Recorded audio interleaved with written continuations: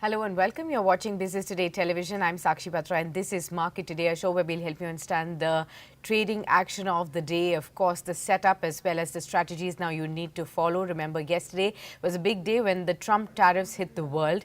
The Indian equity markets had opened gap down, but they recovered and ended with marginal losses in yesterday's trade, although some of the sectors did manage to pull up even despite all that turmoil globally that we have seen. Now, remember, the global stock market rout has now entered the second day because of the reciprocal tariffs and its impact that could be felt on global economy at large, and what could that mean for inflation, slowdown in the economy, trade war that could probably lead to recession. All of those fears have actually been trickling down day two. You can see on the US markets overnight, we've seen sharp cuts. Dow Jones down 4%, Nasdaq down 6%, S&P 500 down by 4.8 odd percent. Biggest percentage losses in many years for the US markets as well. Biggest decline since March of 2020 for even the Nasdaq. Looking at that, we've also seen a sea of red in the Asian markets this morning. All across the board, you see a nervousness trickling in. Although the Nifty is now opening with slight gains. You can see 23,300 on the Nifty in the pre-opening, take 0.2% higher in trade. Let's see how that progresses and whether we'll be able to continue to display some resilience, in fact, in trade today as well. Remember, Gift Nifty was indicating to a gap down start, and now we are actually looking at 23,196, 0.2% of a decline. So some kind of a volatility that continues to shape up. Let's in fact welcome our guest on board to help us understand what does one really do in this global uncertain times. We have Mr. Mayuresh Joshi from William O'Neill India joining in. Warm welcome to you, Mayuresh, and thank you so much for joining in. Well, you have got an entire 24 hours to really look at and analyze what could be the impact of Trump tariffs across the world. You've seen, one full day of how things have been analyzed and how, markets around the world have reacted. I want to understand from you, for an average retail investor in India, how much weightage does one give if one is focused on their long-term portfolio with all of these changes happening? Is there a need to seriously alter their portfolios at this point in time? Morning, Sakshi. I think so. Two ways to answer your question. One, in terms of the uncertainty around Yeah. the Trump tariff announcements, I think that still linger on. So I think one really is not sure Yeah. how different countries are going to come to the negotiating table, how much of a rollback is going to happen with each respective country under consideration, and each sector under consideration as well. And markets don't like uncertainty at all. So I think the reaction that you probably saw on the Dow, Nasdaq, and the S&P, they had their worst fall, one of the five worst falls in the last few years or decades. Yeah. The testimony to what has probably transpired in terms of the tariff action. The second element in terms of whether there will be a longevity in terms of these tariff announcements. If Trump sticks to his rhetoric that he's not going to probably change anything in terms of the stance that he's taken and no negotiation on the table, I think that clearly will then point out that global growth will take a huge hit as we speak. You look at the tariffs that he's imposed, Vietnam, Cambodia in excess of 40 odd percent. You probably got Mexico, China, which were already feeling the brunt. Yeah. The EU has not been spared. Japan has not been spared with 20-25%, and so is India, right? At 26%, actually, without any tweaks, I think that means a hit of around 1.25% in terms of our GDP. Now, that might not happen because there is sufficient room of negotiations that we probably got on our table. Suffice to say that maybe reduction on the auto tariffs that you're probably looking at, or imports on oil and LNG, which the ministry has already pointed out. Again, we are also looking at an agreement between us and the US happening at some point of time during Diwali. So there is some element of hope that negotiations will happen, at least as India and US are concerned. But for an average retail investor that you ask, I think India cannot get shielded from the global uncertainty and volatility that might come through if this persists longer that one expects. So the base case scenario already being made through for the US is that it might slip into recession with all these elements taking place, because everything in the US will go up because of the tariffs. There is no immediate solution, whether it's the auto industry, manufacturing industry, or the pharma industry. For new units to take place in the US in terms of new setups means a huge time and cost effort, which probably will mean that if this continues, a recession is not ruled out. What happens to the interest rate cycle in that scenario? Are we looking at two rate cuts if growth probably comes off? Or are we looking at a mild recession and a stagflation kind of a situation that's happened in the US and across the globe? So for average retail investor, I think these global cues will create a lot of uncertainty. What it might also do is that if this continues, a lot of Asian economies who depend on the US for exports in terms of various commodities or products that they probably make, they might start dumping that across the globe. And what that might actually do is bring down prices of a lot of commodities across the globe, plus some kind of a currency risk that comes through as well. And therefore, I think the average retail investor should brace for global volatility as we speak. But again, I think if you are a long-term investor into these markets over the next 3 to 4 years, I think if there is a significant amount of correction that comes through, quality stocks can obviously be looked at. Domestic themes, again, Sakshi, as we've been time and again saying for the last few months, Yeah. what came through, still seem to be some element where at least the earnings might just hold up compared to the rest of the. Absolutely, you made very pertinent points, and I will come to these domestic themes in a while. But let's also again extrapolate a little bit further to understand what the tariffs really mean. Yesterday there was also this narrative that was being built up that yes, 26-27% is higher than we were hoping to get, but at the same time, when we compare vis-a-vis the other Asian markets, we are better off. I mean, better off than China, better off than Vietnam or Sri Lanka, Bangladesh, or Indonesia for that instance. Does that give any kind of advantage to India when it comes to trade negotiations and probably grabbing the share of the other markets? I mean, many other Asian countries have been hit by over 40-50% kind of tariffs. Do you think we have an advantage to really build on that front? Quite possibly. But again, Sakshi, I think the big picture argument remains the same, right? I think because all these economies have been hit by larger tariff measures. And comparatively, if you look at the size of these economies, I'm not taking China as an example, right? If you look at Cambodia, Vietnam, to a Yeah. certain extent, they are small economies compared to what India or China or the rest of the pack is. And therefore, if they get hit hard by tariffs, which alternate markets do they look at, right?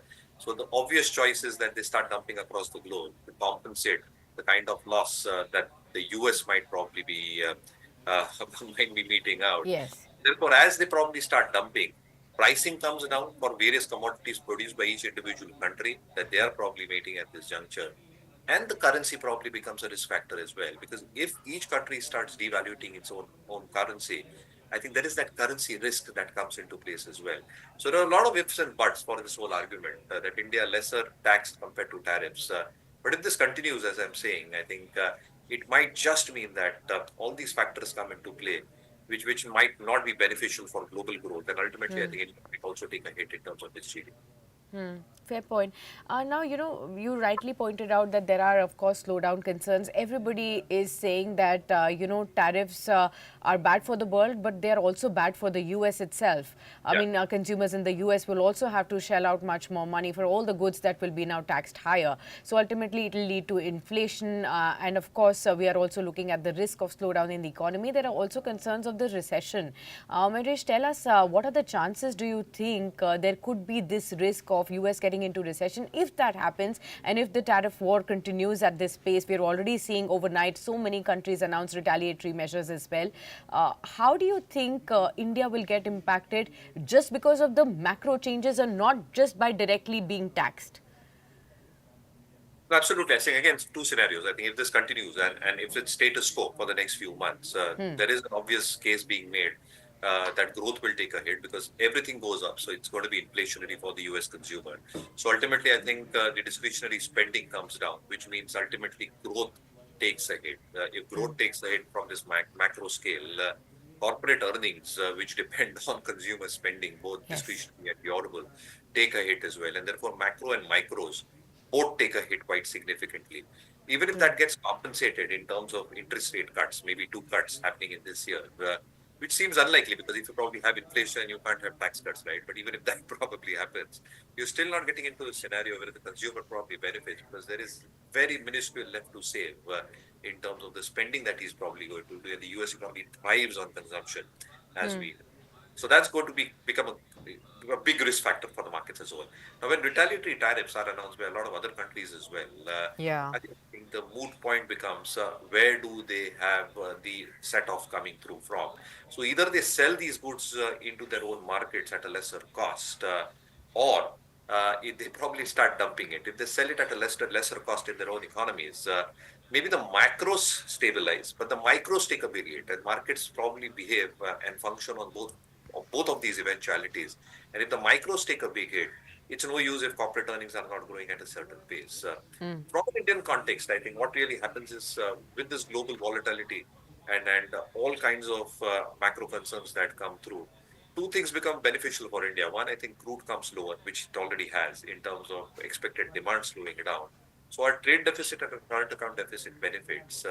But to a certain extent, again, I think a lot of our businesses, though I think India is still an internal consuming economy, I think the interrelation that we've still got in terms of globalization might still mean that you still take some element of an hit as far as our overall growth numbers are concerned. So India will still be growing better than the rest of the pack. But from a market perspective, that uncertainty will still play out in terms of stocks which have that global flavor. And therefore, again, I think the hit might come through. Markets might stabilize at some point of time if this continues. But then I think the markets will realize that certain sectors, certain themes might not get hit as much in terms of earnings as far as the local India domestic story is probably concerned. Okay, fair point. I'll just look at how the pre-open has settled and we'll come back to our conversation. 0.2% of a loss for the Nifty at the pre-open last take. What we've seen, 23,190. Financial services, Nifty Bank, PSU banks, private banks showing signs of green. And we have Pharma also slightly higher, but rest of the pockets still to be, weak, especially IT. That's indicative of another 1.5% kind of a loss start. You can see on the Nifty, movers like Bajaj Finance are higher. Of course, this has to do also with the business updates that are coming in, brokerage houses penciling in higher targets for Bajaj Finance. Sun Pharma again, continuing to move up. Power Grid carrying on from yesterday. Cipla again from the Pharma pack. So those are some of the pockets that we will look at, and we'll come back to that. And the key themes. Myresh, that we need to look at. But I want to first again talk about the other asset classes. How do you think one has to change their approach to gold and dollar because of these, tariffs now? No, so actually always maintained, right? You should have a multi-asset Yeah. disciplinary approach in terms of your portfolio mix. So part of your portfolio, a large part of your portfolio, obviously equities, but some part of your portfolio should be allocated towards gold. Some part of your portfolio should be allocated towards long-dated bonds. And some parts of your portfolio also within the equity regime should be allocated towards both large caps as well as qualitative mid caps. So I think Yes. this is an appropriate mix that probably hedges you against volatility from equities, which is the highest Yeah. uh, asset class that you probably have. Okay, we'll keep an eye out on that. Let's talk about the themes then. It was Pharma that was celebrating having not been touched by the tariffs yesterday. There are signs that they are continuing even today, but what's your approach going to be on Pharma? Is that going to be a key inclusion in the portfolio now? So yeah, I think even before the tariff announcements, Yeah. we were pretty confident that Pharma might continue being resilient, and that's how it's turned out. I think he's not Yes. rolled it out. I think very simply, Sakshi, I think I was hearing the Eli Lilly management, right? And they put it very succinctly. I think what they said is to put up a new plant or develop a new drug, right? It takes at least $6 to $8 billion in terms of expenditure, and not even considering the OPEX in this part, and around 4 to 5 years to probably make that, right? For a generic drug to be processed uh, under any circumstances, right, it still takes that periodicity of time. And for a new drug, it goes through a stage one, stage three clinical trial, which is a time and a cost running program. So outside the US, India has the maximum number of FDA approved facilities. The cost of healthcare and the kind of drug delivery that happens in the US, a large part of the consumption that happens, specifically for medicines and drugs in the US, is significantly higher than the rest of the globe. Again, a large part of the populi is not covered by Medicaid. So I think they're still doing the out of pocket as far as the expenditure on pharma is concerned. And therefore, I think this space, though there is still some uncertainty, he's still saying that he will look at that at some point of time going forward, seems to be better placed for all these factors under consideration. And therefore, our own take is that pharma relatively not just a defensive space, but expectations that with these announcements that have come through, there is still hope that whatever Indian formulation companies are probably developing, and a lot more in terms of both FDA's specialty applications that they've probably done, also the generic part. I think the pricing remains in control for the US consumer, which is a big plus as far as the healthcare delivery and the drug delivery system is concerned. So yeah, for the sector as a whole, I think it's positive compared to the rest of the pack as we speak. Okay, positive rather than the rest of the pack. But is IT and auto a clear avoid after what has happened in the tariff space? Are these two the worst hit sectors or the ones which clearly will be bearing the brunt for far too long than we expect, Mayuresh? Well, possibly. So for IT again, Sakshi, I think what has really transpired is that the markets were bracing that if tariffs come through, consumer discretionary spending goes off the cliff, what will happen to orders? If orders do come through, what margins will the order come at? And therefore, I think markets have braced for the worst in terms of the IT sector. Yeah. Now, again, I think if this rhetoric plays out, all this probably does not work in favor of the IT sector at all. And therefore, I think IT companies generally will take the hit on all these aspects put together. And that's being reflected in terms of the price damage that these stocks have witnessed. So I think we were again of the clear opinion that I think stay away because there is a lot of uncertainty. Valuations were already very, very expensive a couple of quarters back. Sure. But again, I think it's a wait and watch as we speak. We want to see how Q4 numbers come out. What do managements perceive in terms of the Yes. macro environment and the Yes. macro factors as well? So I think it's a wait and watch for that. Wait and watch. We'll go back to the markets. Markets have opened about 100 points lower in trade. We have 23,130. It opened at around 23,170 and we are slipping further. You can actually see IT sector again being the worst hit, 1.8% lower for this one. Barring the banks, I think all the other sectors are actually reeling under some opening pressure. You have HDFC Bank, Bajaj Finance as the top movers on the Nifty. And you also have some gains on M&M and on Zomato. But the rest of the stocks have all slipped. So the advanced decline ratio is skewed towards the negatives at this point in time. I think banks is something that we will look at. Financial services with the likes of Bajaj Finance getting upgrades, higher targets and business updates coming in 0.3% higher. You see that heavyweight really performing. The Nifty Bank flattish with a positive bias and the PSU banks also about 0.4% higher. Some of the upgrades coming in for some PSU banks. But overall 23,100 is where we are at now. As far as the Nifty is concerned, down by about 0.6%. So that's being weighed on by the IT space, now down by 1.9%. The top laggards on the Nifty also belong to the IT pack. You have Infosys, HCL Tech, Wipro also declining in trade. Then you also have names like Tata Motors that has gone another downgrade and a price cut that is also declining 2.5% of a lower space on this one.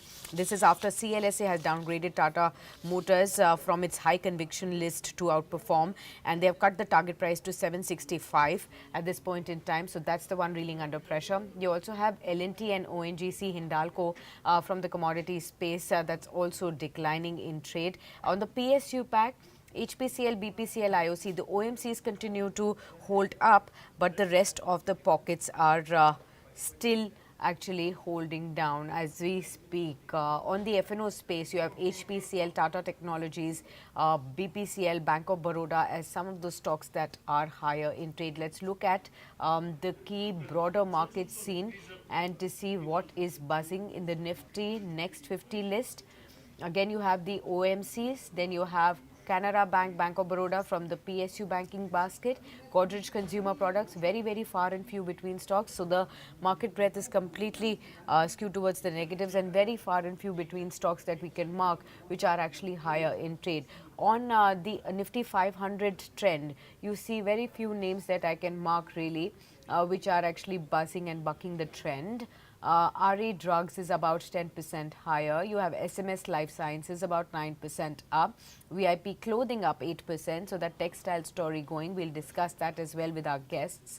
Then you also have Very, very few names. Kitex Garments again from the textiles basket, apparels basket that's buzzing in trade. So just that and very, very few names over there. Mayuresh, coming back to you, we're also seeing textile space rallying. Do you think again that we were discussing the advantage of India vis-a-vis other Asian markets? What do you think one should approach be on as far as textile story is concerned?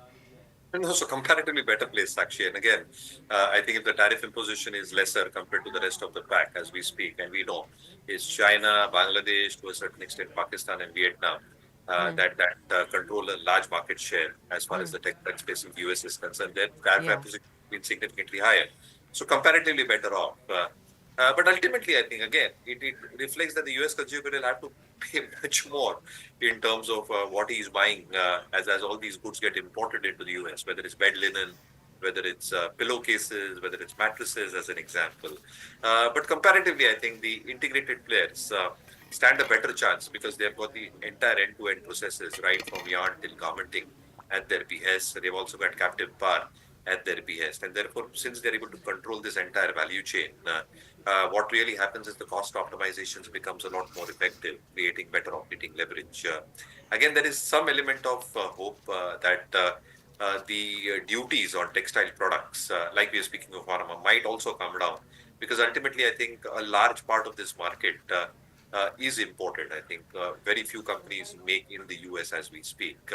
But just an exception to this entire pack, I think KPR Vardhaman obviously entirely integrated. Indocount is or might be a very very interesting case. The reason being, I think again they have a complete process in place as we speak, but they have put in a US manufacturing facility as well, which should get commissioned as we speak. And therefore, I think as the acquisitions that they have in the US with the manufacturing unit that has probably happened, maybe they stand a better chance in terms of catering to this market compared to the rest of the pack.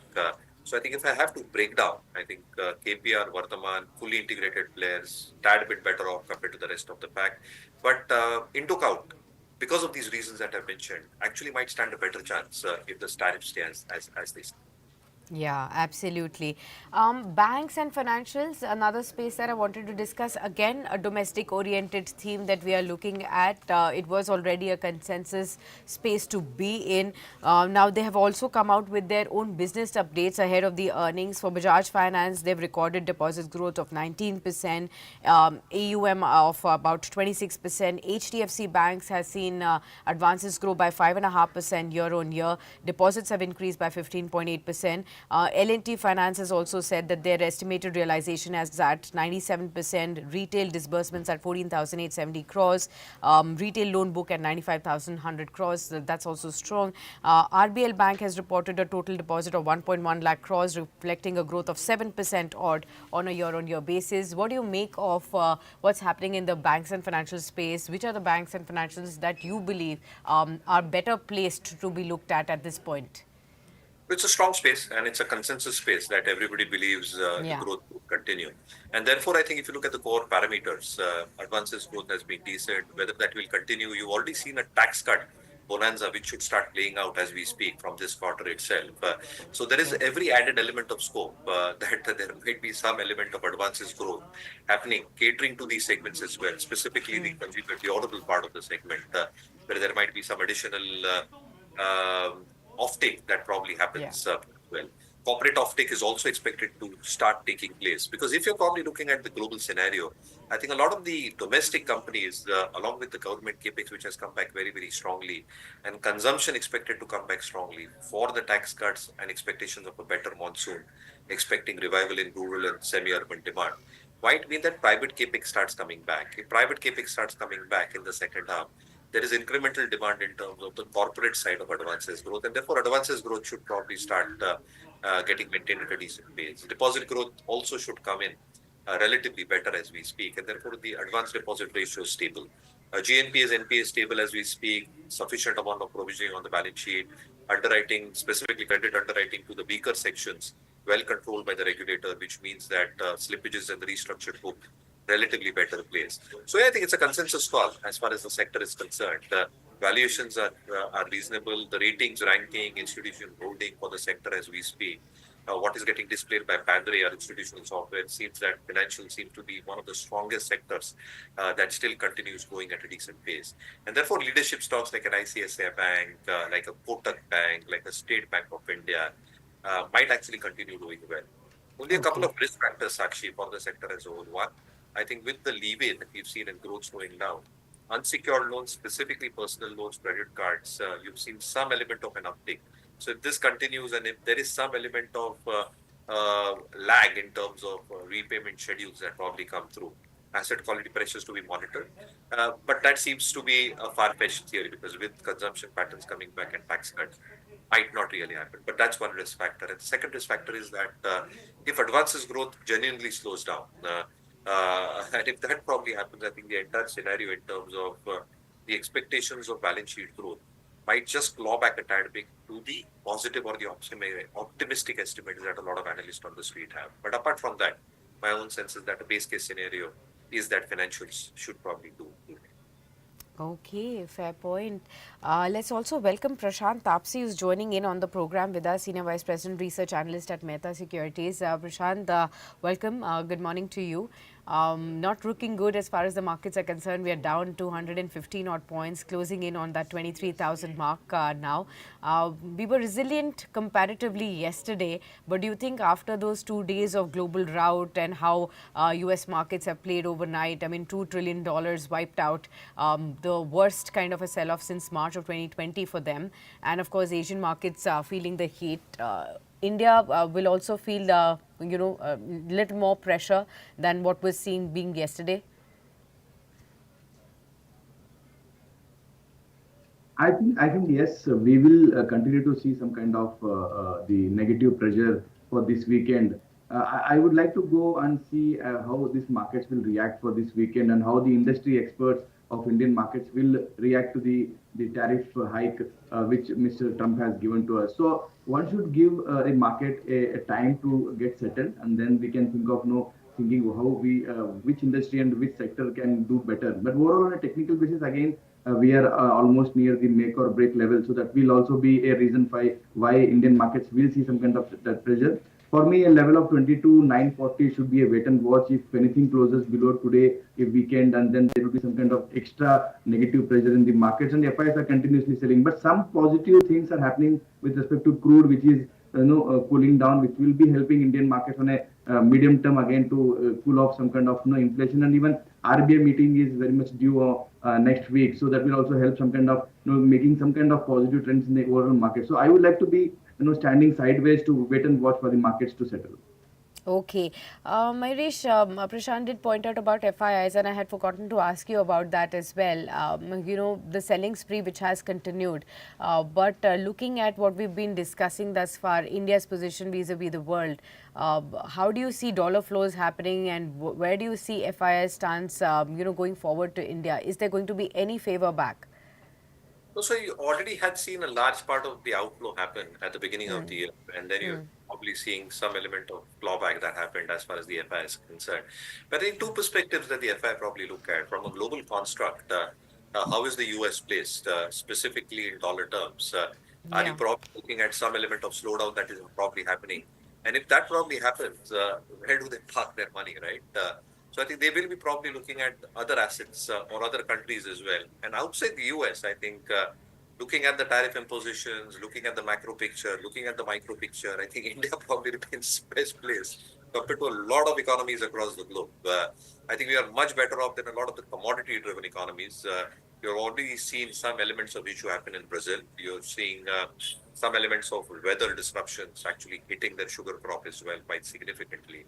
And therefore, I think these disruptions for commodity-driven emerging economies, along with the tariff impositions on the other elements of the economies as well, including the EU and Japan as a region, might probably mean that from a macro and a micro perspective, India still remains better off. And therefore, I think FIs, in my opinion, who have still come in, might stay put, who are still wondering what to do in the next couple of months, in the next 3 months, if this persists. I think they'll have no choice, but in terms of global diversification, get some part of their pool back to India. So, to a certain extent, India might still be a little bit more resilient compared to the rest of the globe, and in fact, even more resilient compared to where the US or the US markets are placed at this juncture. Absolutely. We have to let you go, Mayuresh, in just about a couple of minutes. So I'll just ask you a follow-up question and then we can continue our conversation with Prashant. Mayuresh, if I have to ask you for, an average retail investor just starting out amidst these uncertainties, what is the advice that you would give to construct, portfolio that is uncertainty resistant, although I don't know if it is possible to create something like that, but what is the best way out to keep yourselves protected, at the same time ensure that in the long term you would have actually made cumulative returns? So I think you should start with SIPs. I have three SIPs in place. One, a large cap oriented one, a hybrid one, and obviously one which is having a mix of large caps and mid caps. So I think this will largely cover a large portion of your market. Now, depending on your risk reward, you can decide how much of your portfolio should get allocated to equities. Now, some of your equity portion, or some of your portfolio allocation should also happen to bonds. Now, there are a lot of bond schemes that are there in the market. And what bonds will basically do is they will give you some element of an assured return, where equities might be very, very volatile if one really assumes it continues for some periodicity of time. So some portion of your portfolio should be skewed towards bonds. And again, some element towards gold as we speak, because this becomes a perfect hedge in terms of anything that is probably to happen with a risk related market like equities. So with this construct, I think if equity underperforms, there is stability from bond and gold returns that probably happen. At some point of time, as equity markets come back into focus and become back roaring, and when there is a positive elements around, like we've seen in the past few years, maybe some portion of your bonds can get tweaked because you've always got that option of switching across schemes as well. And therefore, I think continue your SIPs, start your SIPs, allocate towards equities, bonds, and a little bit of gold. And I'm not taking into account real estate because I think my presumption is that everybody manages their real estate well. The house that they're staying in and one additional house that a lot of optimistic investors probably believe can Yes. give them the, if not effective, but again, becomes some element of parking your money in terms of real estate assets as well. Okay, fantastic. Thank you so much then, Mayuresh, for sharing all that insight into the market and how does one really navigate through these uncertainties. We hope that this turns out to be rather more comfortable than, worrisome for the markets going forward from here. So we'll continue to get you on board to guide all our viewers time and again. Thank you so much. Hope you have a fantastic weekend ahead and we'll catch you very soon. Thanks, Sakshi. Thanks for having me. Just one line before I end. Sare jahan se acha Hindustan hamara. Yes, absolutely. You've given away, the tip that everybody has been looking forward to as global investors. Thank you so much for that as well. India is a long-term story and that continues to shine bright despite all these uncertainties. Prashant, do you concur? India is still at this 23,000 levels. One has to really go on, believing in the long term, what could come out, and therefore keep investing in and not get too worried with what's happening at the same time. Obviously, yes, the long-term story is intact with respect to the GDP growth, the way how consumption is driving the markets. Despite global commodities, global markets being so volatile, India has been in a very stable and a positive return country in the world right now. So I think if few things settle down, I think India will be outperforming very well in the next 12 months. So keeping that in action, I think people should believe Indian markets as a long-term story. Short-term, you may have a lot of geopolitical tensions or Trump action, reaction. So that will be part of the volatility. Okay, let's talk about some stocks now, Prashant. HDFC Bank, Bajaj Finance, from the banks and financial words, I want to ask about these two stocks first because both of them have come out with their data, business data ahead of the Q4 numbers as well. What's your approach on this one? HDFC Bank inching higher, contributing positively in an otherwise very, very weak market, 1826. What is your approach here? And Bajaj Finance, that has already been a consensus bet over the last 1 month odd of kind of a recovery. Do you still feel there's a lot of upside left? I think yes, the way how markets have underperformed recently, a lot of money is going into bank as deposit again. If you see, a lot of bank have declared their deposit growth, which is between 13% to 17%. So that was missing from last 3-4 quarters, and that is now being shown. Even the small PSU banks are showing more deposit growth. So I think the leader will be benefited a lot. I think HDFC Bank, SBI, both will be the performer in terms of short term. Bajaj Finance, obviously, yes, the way their AUM has grown recently, that is giving lot of strength, lot of confidence in the investors as well as in the NBFC sector. The way how RBI has given lot of liquidity support from February, March, and then I think even this month there are going to be a lot of open market operations to give a lot of liquidity for NBFCs to perform well in the this financial year. So I think in the NBFC space, Bajaj Finance leads the market, and I think the higher liquidity push in the market will have a lot of growth prospect for Bajaj Finance. HDFC being the leader again in terms of valuation, again it was very much cheaper than Kotak, cheaper than ICICI. So I think that was also one trigger why HDFC banks immediately outperformed the private banking sector. So overall, I think 5-10% more upside can be seen in HDFC Bank as well as in Bajaj Finance. Okay. Now I'll ask you about the stocks that are in fact trending down. First is Tata Motors. You know, this stock has been continuously under pressure. Last 4-5 months have really tested a lot of patience of investors. Every time there is a spike, it's not able to sustain. And now there are further brokerage houses downgrades that continue. CLSA has downgraded the stock further, cut its target price to 765. And they believe that while the free cash flow will remain positive, both in FY26 and FY27, they have reduced the JLR EV to EBITDA multiple due to the near-term challenges that are happening. So, what do you think now is foreseen for Tata Motors? There are 2 or 3 moving parts. Its own challenges, now the slowdown in the economies worldwide, its JLR exposure to the world at this point in time as well, and of course tariffs. How would you look at the auto space at large and Tata Motors?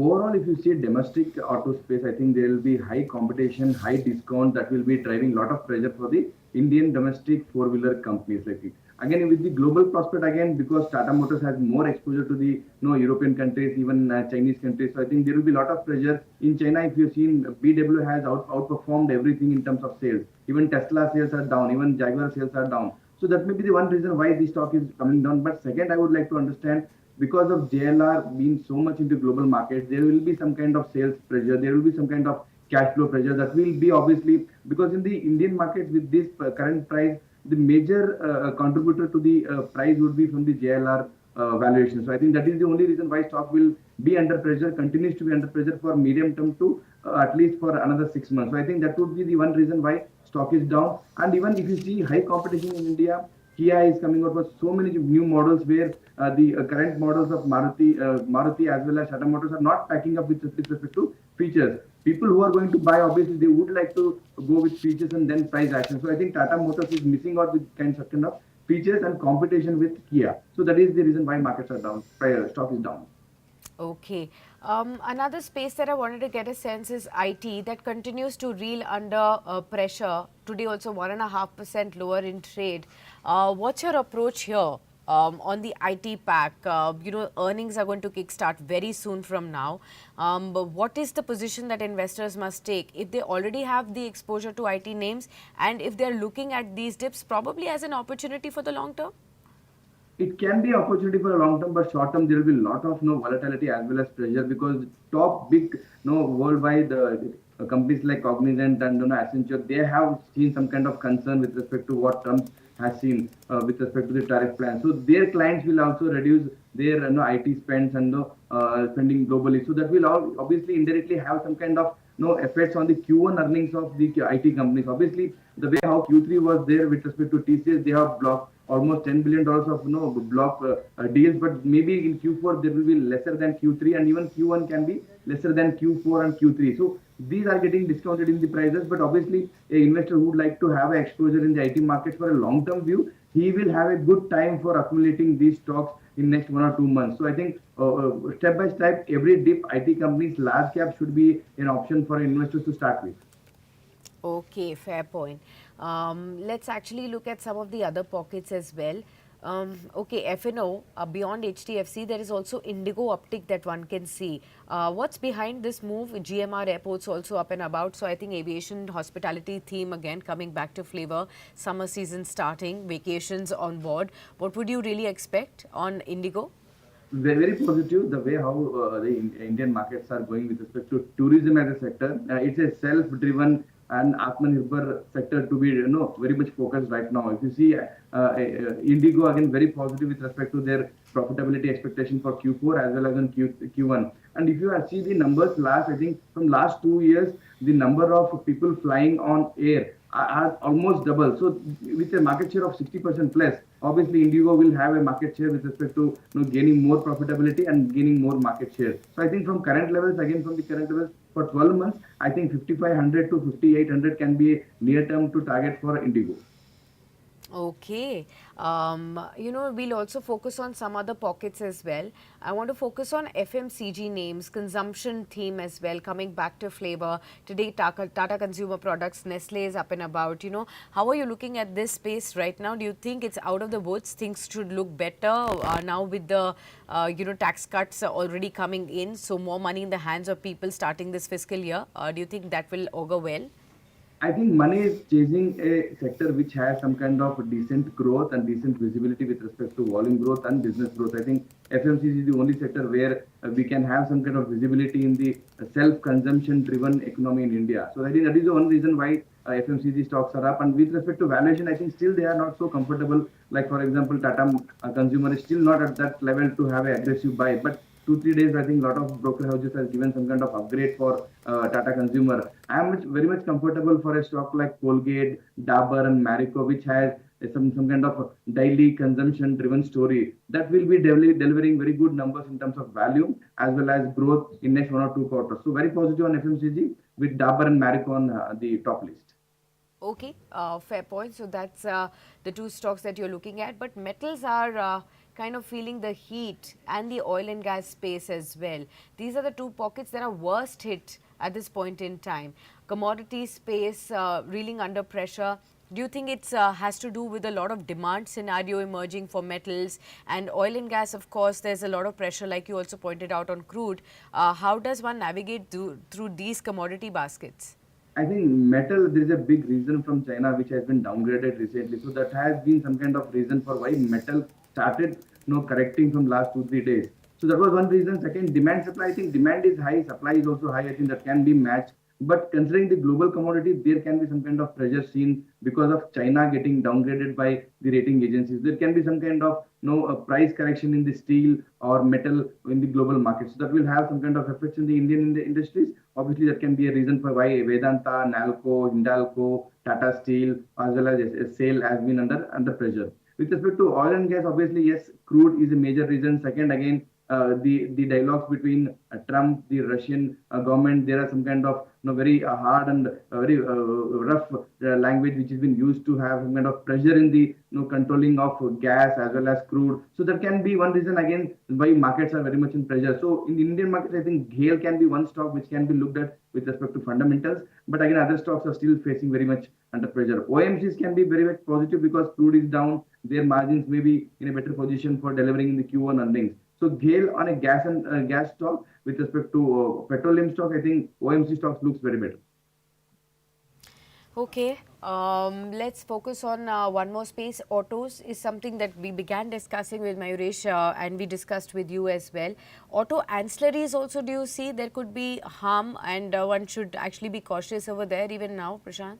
Obviously, yes, they have exposure to the export with respect to North America, with respect to Mexico, Canada, as well as some kind of China also. Because see, next 1 or 2 quarters, there will be some kind of pressure in terms of getting more orders. There will Okay. be order flow, but that may not be as good as last financial year. So that would be pressure where visibility is a question right now. So Q2 earnings, Q3 earnings of this financial year may see some kind of hit in terms of volume growth. Even if they want to pressurize with respect to EBITDA margins, even that is also possible. So that was the reason why markets are discounting. With respect to global auto sales, that is under pressure. Obviously, that will pass on to the global auto ancillary stocks. So overall, negative on the sector. Okay, got that. We'll focus on, the consumption space again, and I wanted to bring in textiles, apparels, retail into that. One, because textiles and apparels are actually looking up, probably seeking opportunities vis-a-vis other countries which have been worst hit in Asia with tariffs, and therefore, textile exports from India could probably, grab this opportunity. We saw what happened with Vardhaman Textiles, Gokuldas exports yesterday. Some of them are again up and about even today in a worse kind of a scenario. What exactly is your approach there? And we've been also seeing a lot of buzz happening in the retail space. The business updates for retail companies has also come in pretty good. Again, what we were discussing, more money in the hands of people, do you think that will also pour into retail? So I want to talk about textiles, apparels and retail. Okay, overall, I think with the domestic consumption story that is totally intact, the textile apparel will have some kind of decent growth with respect to the consumption-driven story, tax cut, whatever it is, I think. So, but I would like to focus more on the tax tariff cut which the Trump has actioned. So I was really surprised to see now people are comparing the industry or a country where a lower tax is getting into an opportunity. When Bangladesh is getting higher than India, when Vietnam is getting higher than India, they were the competition for Indian textile industries as on today. So comparing with the lower tax, we are getting obviously an opportunity to have some kind of more export-oriented business. But I see some kind of margin pressures will also be part of this kind of opportunity. But how Indian textile companies will manage these kind of margin pressure, that is a question one should wait and watch. I would like to wait and watch for Q1 earnings of these textile companies, how they have managed this kind of opportunity, even though there is some kind of a tariff on textile sector. So overall, neutral to positive on the sector. But with respect to retail, obviously the way how they have given their Q4 business updates, obviously that has no way related to the tariff hike because it's a historical numbers. But obviously numbers are really good. If that continues from Q4 to Q1, obviously that neutral to positive kind of momentum can be seen in the textile sector. Okay, let's also focus on some of the other spaces. We'll also focus on one more pocket, and that's the mid and the small caps basket. Today, both the broader markets are actually down. Remember, yesterday they were bucking the trend, showing better off moves than the benchmarks. Today, 1.5% lower. They are actually, performing worse than the frontline indices. How's your approach, fresh approach to mid and small caps? Are you absolutely stock selective here? Do you have some sectors that actually offer better value?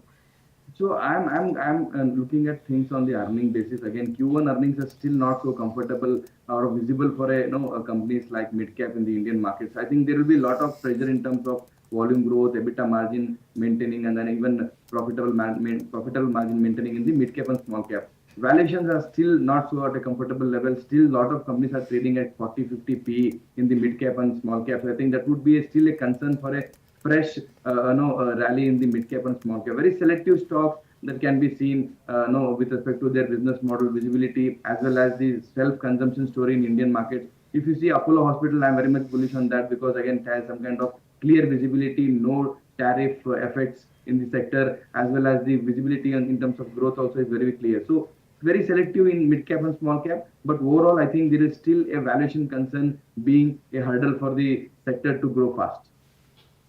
Okay, fair point. I hope everybody's got that as well. Let's look at some of the other pockets. Let's look at broader markets to see what exactly is happening there. VIP clothing is actually up 12%, the same thing that we have been discussing, the textile story. So that's playing out well for this one today. Apart from this, we have very far and few between stocks again.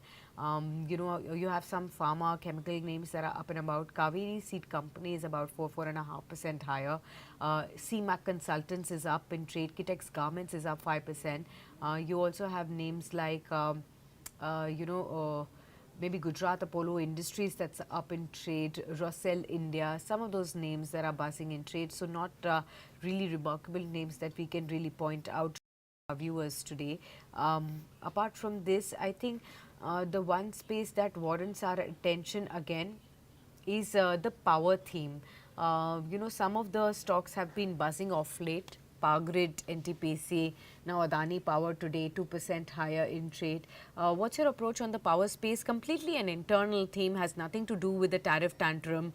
Demand could further rise ahead of the summer season. What exactly is your approach here? Any key stocks that you could highlight?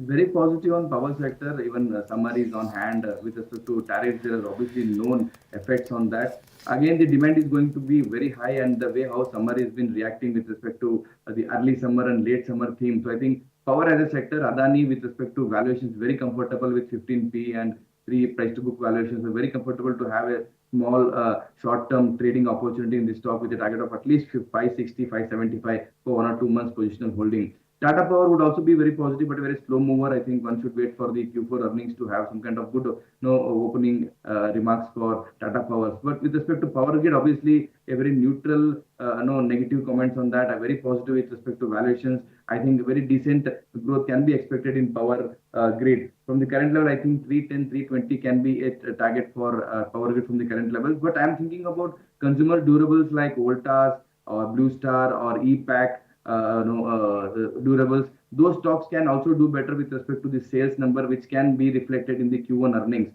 So I think Voltas, Blue Star, and EPAC durable should be the product one should look for short-term trading. Okay. We'll keep an eye out on that too. Okay, we are about to close the show, but 23,050 and 200 points lower in trade. Help us understand your view now, Prashant. What is it that traders and investors now need to go? We'll be again slipping into a weekend, and when we return, do you think there will be some more cautiousness that one has to approach at this point in time on the markets? What exactly would you advise? I would like to go very cautious on the weekend, and I would like to stand sideways and watch the market, watch the industry experts how they are going to react to this kind of no tariff so impact on their industry, impact on their stocks, their company. Obviously, some countries will obviously react with respect to giving reciprocal tax back to the US market with respect. I think Mexico has already done it with 25% tax, for their products which are going to come from US. So such kind of actions may be seen. Even China may do some kind of headlines going forward in this weekend. So be sideways, no harsh trading on going on going forward. But if you want to take it some stock to the weekend, I think go with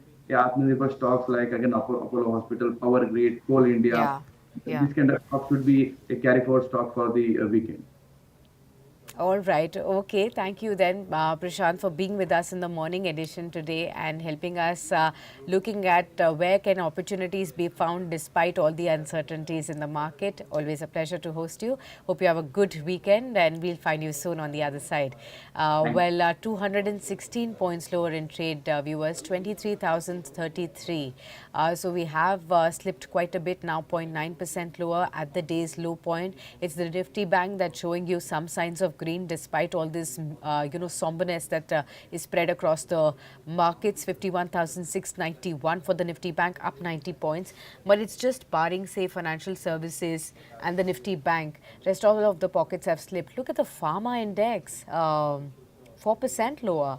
There's been a sudden sharp downtick on the pharma space in trade. Remember, this was the clear winner yesterday, and again it's giving up most of these gains in trade today. Pharma index has quickly slipped. If you look at the Nifty Pharma chart, it was not so bad right when we had opened, but just half an hour out, you actually see a lot of sharp cuts coming in on this one. Jeffries has recently just come out with a report on pharma, and probably that's a key trigger. 235 points lower on the Nifty. The Nifty Pharma Index down by 4%. Jeffries has actually said that US tariffs have spared Indian pharma, but there are several risks that remain. We'll have to really navigate through what are the risks that they've marked out in their reports. But I think that's the key trigger point. Just moments from now, that report has come, and we'll try to find that out and tell you what the report findings are. But at this point in time, pharma, metals, oil and gas, autos, you actually have about 8 sectors that are down by over 2%. So not looking good at all. 240 points lower. 23,000 is that the risk of being taken out, viewers. It's definitely not looking good in the markets. Metals down by 4%, pharma down by 4%, oil and gas down 2.7%. Autos down 2.5%, small caps down 2.3%, mid caps down by over 2.3%, realty, IT, consumer durables, PSU banks and private sector banks also now slipping into the red. Barring just a few names on the Nifty, rest of them have slipped. HDFC Bank bucks the trend 2% higher. Tata Consumer Products, Bharti Airtel, Bajaj Finance and Nestle holding up in this absolutely weak setup in the market. We'll have to really look at how things progress. Remember, it's been 2 days of sharp weakness. Yesterday, the markets showed resilience despite Asia down and US markets in a rout as well, because US futures were absolutely in a weakness kind of setup.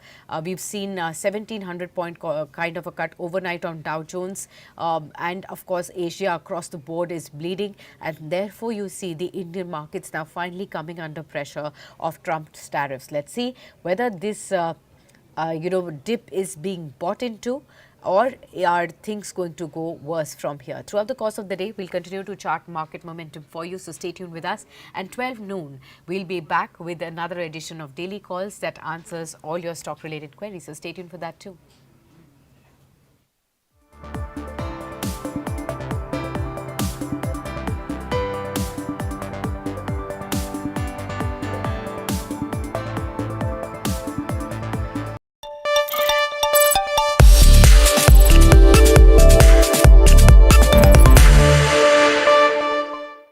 Good morning, ladies and gentlemen. On this super important day for global markets, the Indian stocks on Dalal Street are acting with great maturity.